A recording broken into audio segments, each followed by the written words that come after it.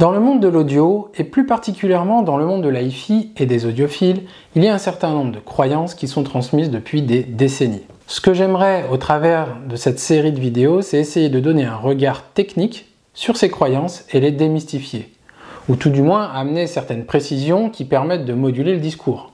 En effet, c'est un milieu où l'on va mêler la technique et le subjectif, et je vous avoue que parfois le mélange ne se fait pas très bien. Une chose est sûre, pas de polémique ici. On s'en tiendra aux faits et bien sûr avec les limites de mes propres connaissances. Et comme tout le monde, j'ai le droit de me tromper.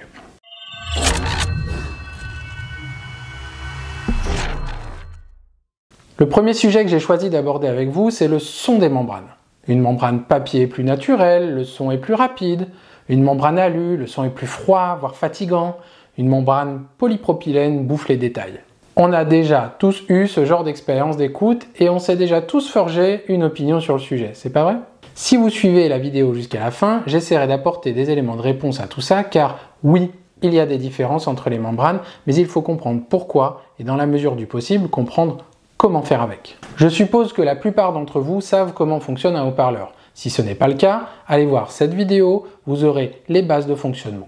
Allez, je vous fais un rappel rapide. Un haut-parleur convertit un signal électrique alternatif en une vibration mécanique. Le rôle de la membrane est de convertir cette vibration mécanique en onde sonore avec une modulation possible de fréquence et d'amplitude. Lorsque la membrane va émettre du son, on peut parler de deux modes principaux, le régime pistonique, le régime fractionné. Commençons avec le régime pistonique. On dit que la membrane fonctionne en piston lorsque toute la surface de la membrane émet les ondes sonores. À partir du moment où on va placer le haut-parleur dans une charge close afin d'annuler le court-circuit acoustique, l'émission du son en régime pistonique se fera de manière omnidirectionnelle à basse fréquence. Lorsqu'on va monter en fréquence, la surface émissive de la membrane va devenir plus grande que les longueurs d'onde à retranscrire et il va apparaître un phénomène de directivité du haut-parleur.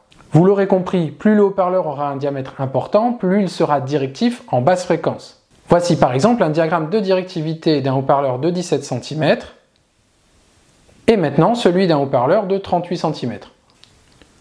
On voit nettement la différence, le gros haut-parleur devient directif beaucoup plus bas en fréquence. Pour reproduire des fréquences basses, c'est-à-dire du grave, voire de l'extrême grave, on utilise généralement un haut-parleur avec une fréquence de résonance basse. Cette fréquence de résonance est dépendante de la compliance de la suspension, c'est-à-dire sa capacité à se déformer selon la force appliquée, on la note CMS dans les paramètres électromécaniques du haut-parleur, et de la masse mobile du haut-parleur, dont la membrane fait partie, qui elle est notée MMS. À suspension et bobine égale, plus la membrane est lourde, plus la fréquence de résonance sera basse. Mais c'est là que commencent les problèmes. Une membrane lourde va faire office de filtre passe-bas et limiter la reproduction des hautes fréquences. Elle va en effet limiter la sensibilité du haut-parleur lorsqu'on monte en fréquence et donc faire diminuer ce qu'on appelle parfois à tort le rendement. Alors, plus on voudra reproduire de hautes fréquences, plus il faudra une membrane de petit diamètre et légère. C'est pour ça que les haut-parleurs d'extrême grave sont généralement de gros haut-parleurs avec de grosses suspensions qui permettent de grosses excursions et des membranes bien lourdes. A l'inverse, les haut-parleurs d'aigus sont généralement des haut-parleurs de petit diamètre avec par exemple des tweeters à dôme, ça fait 25 mm, il y en a même des plus petits, ou des compressions avec des diaphragmes très légers. Par contre, il y a une constante. Si on veut garantir la plus grande fidélité de la reproduction sonore, on va chercher à limiter les déformations de la membrane qui vont systématiquement entraîner des problèmes. C'est ainsi que je vais introduire la notion de fractionnement.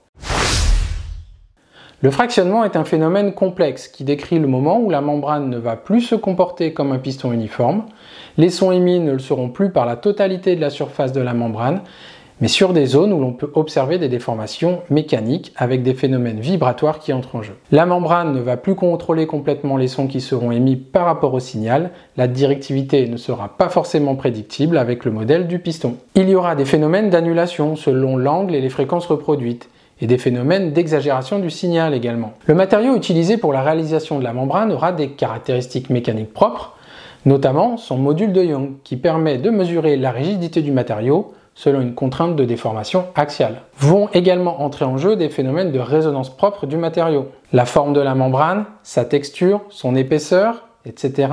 vont également avoir une influence sur tout ça. De mon côté, je peux vous proposer deux petites expériences très simples à réaliser pour comprendre de quoi je parle. Tout d'abord, prenons cette feuille de papier. Donc, tout ce qu'il y a de plus simple, format A4, 80 grammes. Il n'y a rien qui tient, c'est tout mou. Quand on la prend comme ça, c'est pas rigide du tout. Maintenant, je vais faire quelque chose. J'ai plié cette feuille en deux. Je lui ai fait un pli.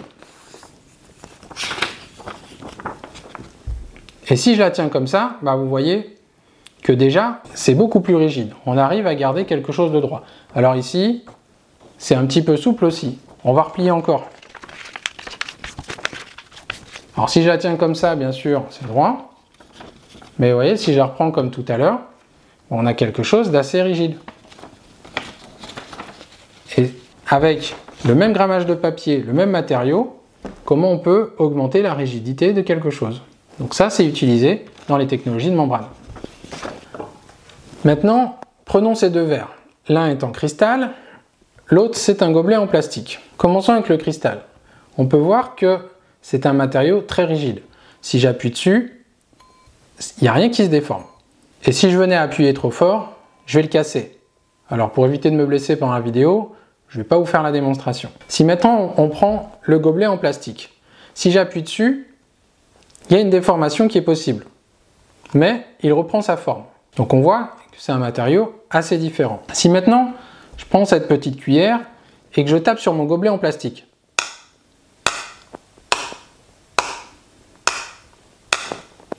je ne sais pas si vous entendez très bien au micro, mais ça fait un petit bruit sourd qui ne reste pas longtemps. Si maintenant, je vais y aller doucement, je fais pareil avec le verre en cristal. Vous entendez le ting? Ça fait un bruit très aigu qui résonne très longtemps. C'est-à-dire, je tape une fois et on a un bruit qui est très long, il y a une résonance qui se forme. Matériau très rigide, résonance très importante. Matériau souple, résonance très amortie, mais déformation possible. Et si maintenant je tenais le verre différemment et je le tiens entre mes deux doigts comme ça, qu'est-ce qui se passe? Eh bien ça fait plus le ting. Pourquoi? Parce que mes doigts ici viennent amortir la résonance. C'est toujours le même matériau, mais il résonne moins. Donc j'aurais aussi pu vous faire la démonstration avec du métal. Ici c'est de l'alu. Alors il y a une petite surface ici traité, si j'essaye, on entend quand même une résonance. Et bien avec ces deux expériences, je pense que vous pouvez comprendre comment sont fichues les membranes, quelles sont les solutions techniques qui sont employées par les fabricants. Donc maintenant qu'on a dit tout ça, je pense qu'on a notre réponse. En régime pistonique, le matériau de la membrane n'a pas d'influence sur le son, à toute chose égale par ailleurs. C'est logique, non? Eh bien, cette affirmation est fausse. Pourtant, on l'a vu, ce qui va changer selon les membranes, c'est ce qui va se passer dans la zone de fonctionnement en fractionnement. Il suffit de filtrer le haut-parleur pour éviter cette zone, et l'affaire est réglée. Eh bien, pas tout à fait. Alors, si ce genre de contenu vous plaît, n'hésitez pas à vous abonner pour voir les prochaines vidéos, et en attendant, on va reprendre le fil de la vidéo sous un autre angle. Pour une enceinte acoustique, j'ai repéré 5 sources de coloration du son. La réponse en fréquence, la directivité, les résonances temporelles, les distorsions harmoniques, les distorsions d'intermodulation. Et si vous regardez bien, c'est un petit peu le sommaire de mes tests de haut-parleurs. Alors ensemble, on va essayer de voir quel rôle joue la membrane sur ces sources de coloration.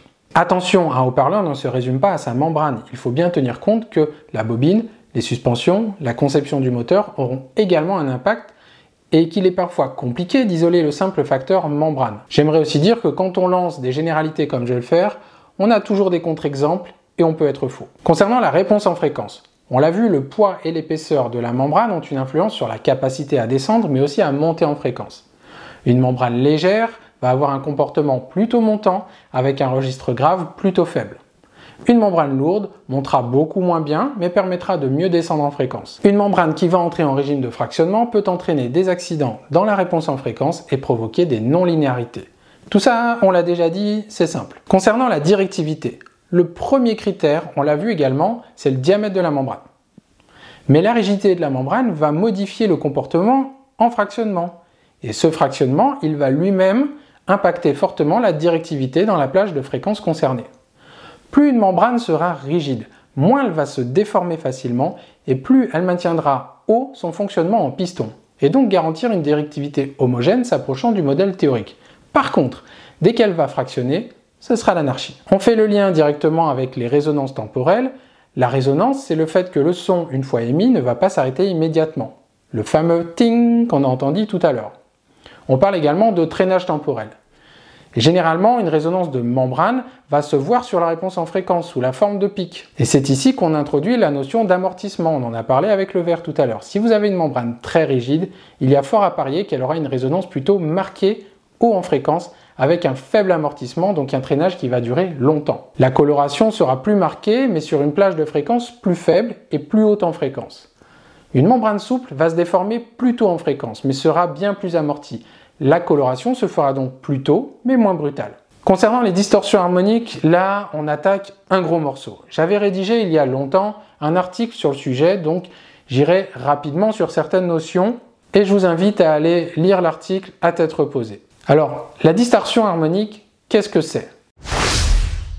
Lorsqu'on demande au haut-parleur de reproduire une fréquence F, il va reproduire cette fréquence F, mais aussi des multiples de cette fréquence. 2 fois F, 3 fois F, 4 fois F. Toutes ces fréquences sont des fréquences harmoniques et sont de la distorsion. Parce que oui, le haut-parleur n'est pas dénué de distorsion. Et quand on lui demande une fréquence, il en reproduit plusieurs, selon les multiples dont on vient de parler. Donc on va parler de H2, H3, H4, etc., etc. Plus le rang de l'harmonique est élevé, par exemple H5 ou H7, plus la note est éloignée de la note originale. Et plus l'effet de masque, si vous ne savez pas ce que c'est l'effet de masque, c'est que la fondamentale va masquer un petit peu les fréquences autour parce qu'on va l'entendre plus forte, et bien plus on aura une harmonique élevée, et plus cet effet de masque diminue, et donc plus elle sera gênante à l'écoute, car trop différente de la fréquence fondamentale. Dans le cas d'un instrument de musique, lorsqu'on joue une note, l'instrument va également jouer des harmoniques, et c'est ce qui va donner le timbre de l'instrument. Ça, c'est recherché en musique. Sauf qu'une enceinte, et donc un haut-parleur, n'est pas censé venir colorer le son, qui doit être lui de haute fidélité. Sinon, il va dénaturer le timbre des instruments. Alors la membrane, est-ce qu'elle joue un rôle sur l'émission de ces harmoniques? Oui et non. On va retrouver la génération de ces harmoniques principalement dans le moteur. Mais c'est la membrane qui va retranscrire les fréquences qui ont été créées. Et c'est là qu'on va avoir un petit problème, c'est que ces fréquences harmoniques vont pouvoir exciter la résonance d'une membrane, même si on n'émet pas de son à cette fréquence. Je m'explique. Imaginons un haut-parleur qui possède un fractionnement marqué avec un pic de résonance marqué et brutal. Même si vous filtrez ce haut-parleur en coupant les fréquences hautes et que vous égalisez ce pic, il peut venir colorer le son quand même. Mais alors comment? Eh bien, je vais prendre l'exemple d'un haut-parleur à membrane rigide en alu. Le haut-parleur fractionne fort à 6 kHz. Filtrons-le à 4 kHz à pente raide. Comme ça, on devrait être tranquille. On pourrait imaginer ne plus être affecté par cette résonance. Si maintenant on lui demande de reproduire du 2 kHz, il va générer, sauf si c'était un haut-parleur parfait, mais c'est rarement le cas, il va générer des distorsions harmoniques. H2 à 4 kHz, H3 à 6 kHz, H4 à 8 kHz, etc. H3 à 6 kHz, 6 kHz, mince, c'est la fréquence de résonance de la membrane. Et bien qu'est-ce qui se passe? Le moteur, le haut-parleur de manière générale, va reproduire du 6 kHz alors qu'on lui demande de faire du 2 kHz. Et ce 6 kHz va exciter la résonance de la membrane. On a beau être filtré, la membrane, elle résonne toujours. Partant de ce principe-là, ça veut dire que ce haut-parleur devrait être coupé plus bas que 2 kHz. Sauf que 2 kHz, c'est pas la seule fréquence qui peut venir exciter la résonance de cette membrane. Imaginons maintenant une fréquence fondamentale à 1,2 kHz. On aura une H2 à 2,4, une H3 à 3,6, une H4 à 4,8 et une H5 à 6 kHz.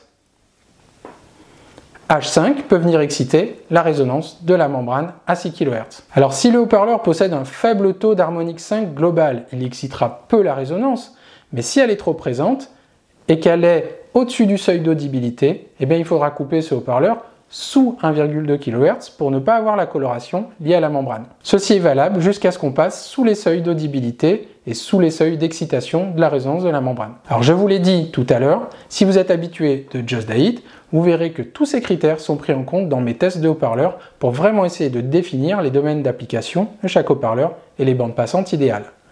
Et tout ça, on le mesure. Bon, je crois que vous avez eu votre compte pour aujourd'hui et je ne m'étendrai pas sur le sujet des distorsions d'intermodulation. C'est encore plus complexe, mais en quelques mots, lorsque le haut-parleur joue plusieurs fréquences en même temps, la musique c'est pas qu'un sinusoïde pur, ces fréquences peuvent interférer entre elles en créant des produits d'intermodulation et donc d'autres fréquences que les fondamentales prévues. Et donc ça génère encore d'autres problèmes. Avant de conclure cette vidéo, j'aimerais saluer mon ami Alex, qui est le créateur et fondateur de la marque d'enceinte Recital Audio.